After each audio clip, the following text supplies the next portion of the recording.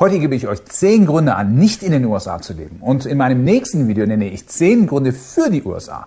Denn man muss ja beide Seiten der Münze betrachten.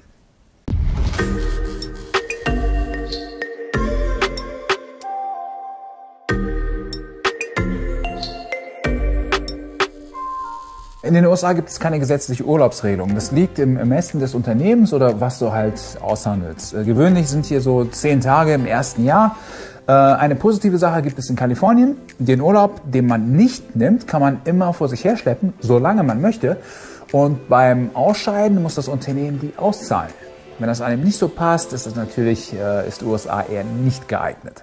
Krankenkassen. Ich habe ein Video dazu gemacht. Schaut euch das mal an. In der Beschreibung ist der Link. Die Versicherungen sind hier alle privat. Und der Eigenbehalt kann schon mal $12.000 betragen.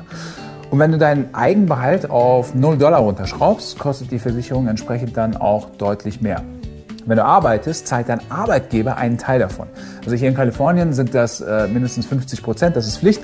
Aber mein letzter Arbeitgeber zum Beispiel hat 80% übernommen. Also das ist sehr unterschiedlich. Du willst auf sowas wie die AOK oder Technikerkrankenkasse nicht verzichten, dann würde sich das gegen das Leben hier in den USA sprechen. Übrigens das Klischee, es gebe hier keinen Krankenschutz, das wollte ich auch noch mal kurz erwähnen, wenn man keine Arbeit und kein Geld hat, stimmt nicht. Es gibt hier Medicaid, die Sozialhilfe Krankenversicherung. In Kalifornien zum Beispiel heißt das Programm Medi-Cal und ganz witzig, in Washington heißt es Apple Health, also das Sozialhilfeprogramm heißt Apple. Android-Nutzer werden sich freuen. Geschwindigkeitsbeschränkung. Ich sag mal so, wenn du deine Heimatsliebe damit begründest, dass du eines Tages die Lichtgeschwindigkeit mit deinem Auto erreichen willst, dann willst du die deutsche Autobahn nicht vermissen wollen.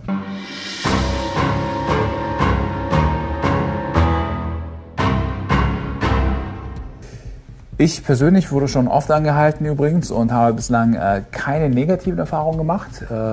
Einmal habe ich eine Doppellinie überfahren. Sie ließ mich dann mit einer mündlichen Verwarnung wieder weiterfahren. Bei einer 25er-Zone bin ich 70 gefahren, also das war bislang mein schwerstes Verkehrsdelikt.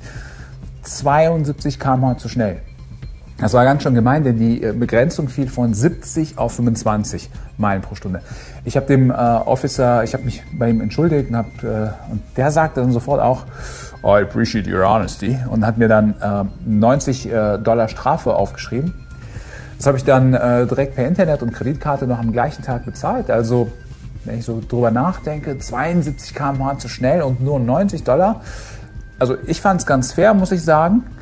Anderer Fall, abgebogen beim Abbiegerverbot. Der Officer wollte nur wissen, ob ich das absichtlich gemacht habe. Ich habe ihm nachvollziehbar erzählt, dass ich mich da nicht auskenne hier. Da winkte er mich auch einfach weiter.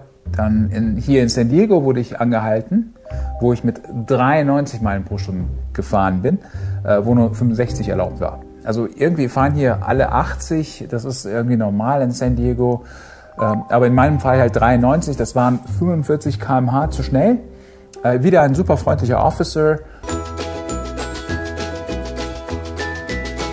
Der hat mir dann einen Gerichtstermin gegeben. Traffic Court nennt sich das hier. Und jeder hier war mindestens schon einmal im Leben im Traffic Court. Wenn in Deutschland der Staat einen vor Gericht bestellt, ist das ja ein Grund zur Sorge. Und Traffic Court ist so, als würde dein Mathelehrer dich zum Lehrerzimmer bestellen, weil du im Unterricht zu laut warst. Der Gerichtssaal sieht so aus, so wie in den amerikanischen Serien. Das war ein Erlebnis für mich. Im Saal waren noch 50 andere Verkehrssünder, die da nach und nach abgearbeitet wurden. Übrigens, bei der Hälfte wurde die Akte geschlossen, weil der Officer nicht kam. Und jetzt war das so, dass die Strafe, die lag bei einem Punkt und um die $600. Aber hier in den USA ist es so, dass das Gericht die Strafe an meine Versicherung weiterleitet. Und mit einem Punkt mehr erhöht sich die Versicherung bis zu $300 pro Jahr. Und das ist das, wovor sich die Leute am meisten fürchten. Je mehr Punkte, desto teurer wird die Versicherung. Teilweise bis zu $4.000 im Jahr kann deine Versicherung steigen, vor allem mit Alkohol am Steuer. Ich habe dann vor dem Gerichtssaal übrigens den Officer gebeten, ob er nicht 90, also statt 93 angeben könnte bei dem Richter. Ne? Der hat sich dann mit mir noch unterhalten, meinte so, ja, ich erinnere mich an dich. Dann wurde mein Name aufgerufen. Der Richter kam sofort zur Sache und fragte mich lediglich, ob ich etwas mit dem Officer ausgehandelt hätte. Und ich sagte dann, ja, ich möchte den Verstoß auf 90 Meilen pro Stunde korrigieren. Und der Richter fragte dann so von der Weite den Officer, ob er damit einverstanden ist, der an der Wand angelegt ganz hinten im Saal sich mit seinem Kollegen unterhielt. Da machte er so ganz cool den Daumen hoch und sagte, absolutely, Your Honor. Der Richter sagte dann, die Strafe sei somit auf $400 heruntergesetzt und kein Punkt. Und fragte mich, ob ich damit einverstanden sei. Das Ganze dauerte keine 2 Minuten und schon rief er den nächsten Namen auf. Ich habe mich dann zum Officer umgedreht und sagte, thank you. Und der Officer zwinkerte dann so original mit dem Auge und meinte so im Gerichtssaal, you got it. Das waren also meine 2 Minuten im Traffic Court, weil ich 45 km/h zu schnell fuhr. Sollte ich übrigens wieder auffällig werden, sieht der Richter das bei der nächsten Verhandlung und kann dann die höhere Strafe ansetzen. Mein Antrag ist übrigens wieder erloschen, weil sie ist nur 2 Jahren in der Datenbank. Wenn ich also wieder erwischt werden würde, ist das so, als wäre das erste Mal. Aber ich muss sagen, hat mich schon beeindruckt, muss ich sagen. So mit Gericht, Anwälte, die da rumlaufen, Polizisten als Zeuge, Richter.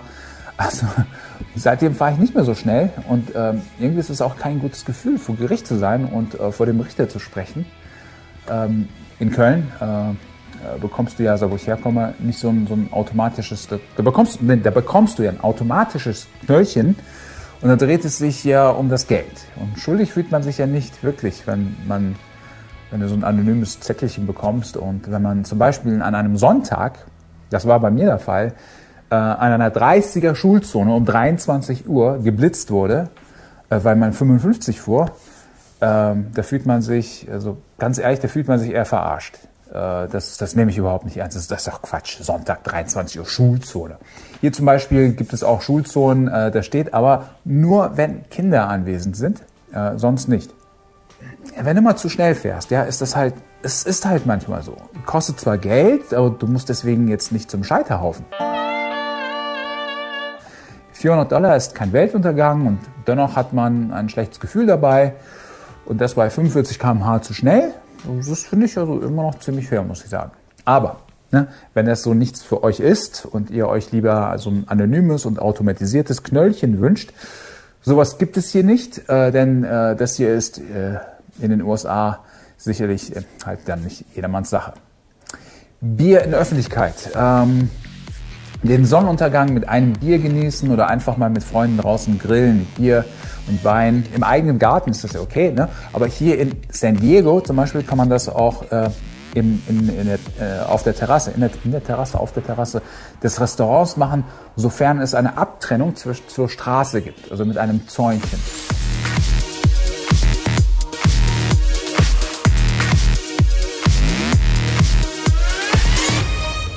Aber außer dem Privatbereich Alkohol trinken ist hier überall verboten.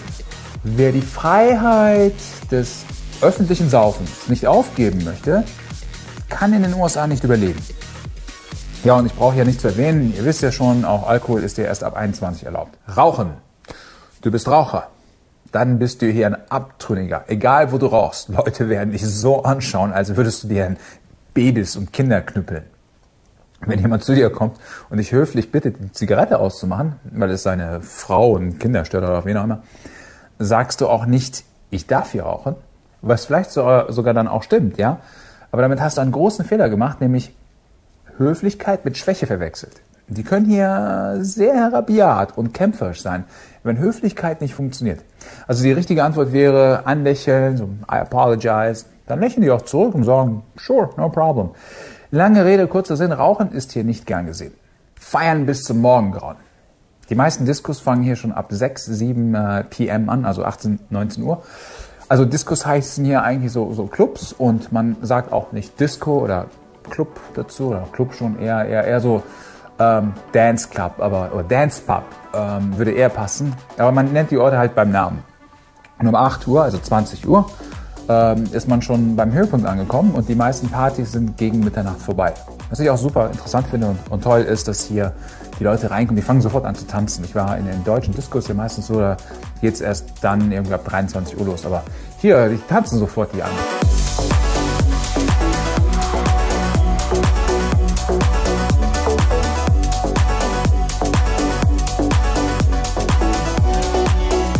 erinnere mich, in Köln lief man dann auf der Piste noch bis zum Morgengrauen.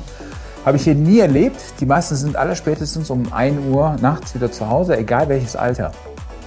In vielen Staaten übrigens ist außerdem Trunkenheit in der Öffentlichkeit verboten, nennt sich hier Public Intoxication. Nicht in Kalifornien, aber dennoch, wenn du im Morgengrauen und nackt mit einem Kater auf einem Bahnhofsvorplatz aufstehen möchtest, sind die Großstädte Deutschlands genau das Richtige für Partytiger und Nachtschwärmer wie dich. In den USA dagegen kostet das eine Menge Anwaltsgebühren, denn da wacht man eher im Knast auf und wird zum Richter vorgeführt. Aber nicht beim Traffic Court, sondern bei einem richtigen Richter.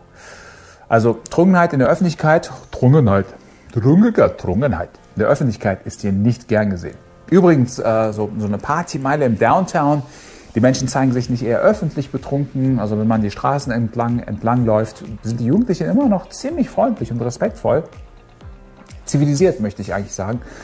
Was ich persönlich toll finde, und am Wochenende in Downtown, in der Partymeile stehen fast an jeder Ecke auch Cops.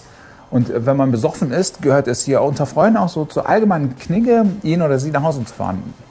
Sehr sozial und irgendwie cool, finde ich. Wenn dir diese Regeln und Kontrolle nicht zusagt, wie gesagt, ist das hier eher nichts für dich. Dann noch, dieses Land ist nicht für Fahrradfahrer gemacht. Obwohl es hier im relativ liberalen San Diego überall Fahrradwege gibt, dann gibt es auch so wenig Fahrräder, dass es eigentlich richtig gefährlich ist.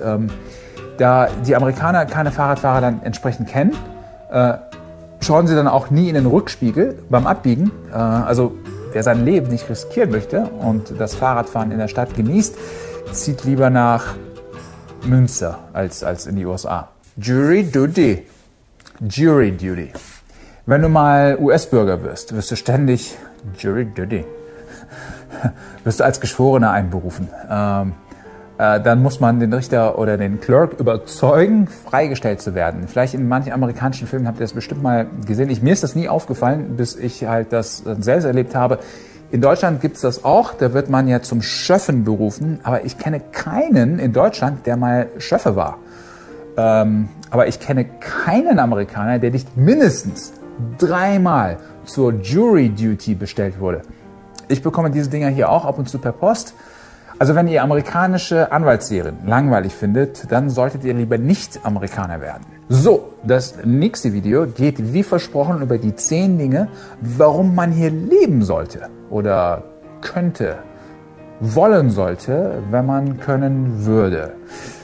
Denn es braucht ja 2 Dinge, um hier zu leben oder überleben.